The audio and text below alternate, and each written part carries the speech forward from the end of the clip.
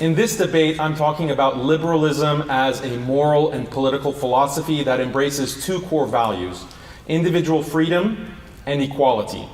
This means that liberalism, as discussed in academic context, is broader than just left-wing politics.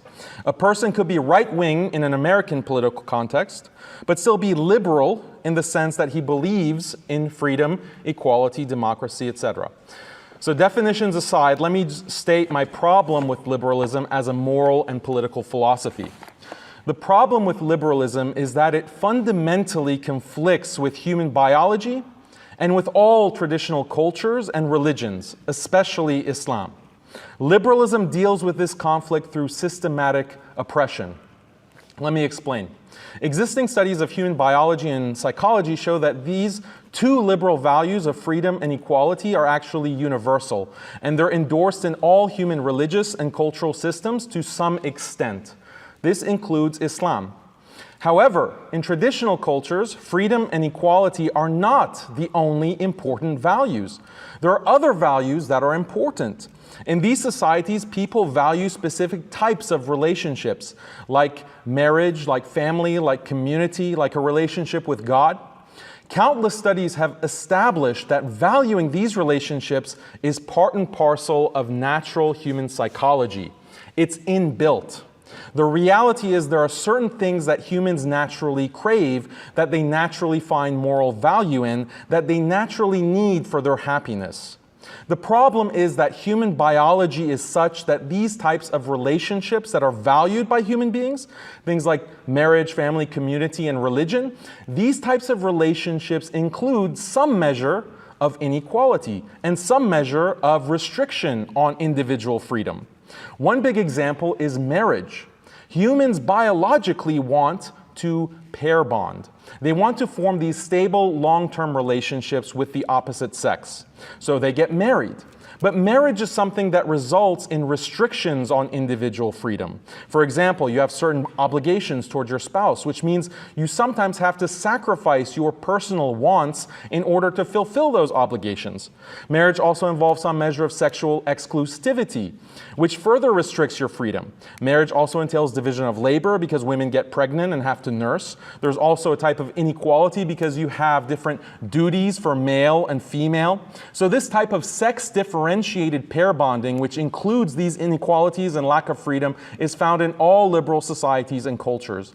Similarly, family life and maintaining relationships with parents, children, grandparents, etc., this is something people naturally value, but again, it requires restrictions on your freedom because you have duties to your parents, to your family members. You have to take care of children when they're young, and you have to take care of your parents when they're old. These obligations will often require you to sacrifice your personal autonomy. You also demand respect from your children, and they're required to obey you up to a certain age. That all involves some level of inequality. So maintaining family requires these limitations on freedom and equality. Similarly, humans naturally crave community and naturally believe that they're part of a people. They're in the black community, the Hispanic community, Muslim community, Irish community. And humans naturally don't want their people and the traditions and cultures of their people to be destroyed. But the reality is community also requires certain types of inequality and lack of freedom. People in a given community have duties in order to maintain traditional norms in terms of shared dress, shared language, shared rituals. So that limits individual freedom, and all communities require hierarchies in some form or fashion. Some communities limit intermarriage, some communities require assimilation or limit immigration into their countries. All that involves the maintenance of certain inequalities. Finally, humans biologically have a belief in God.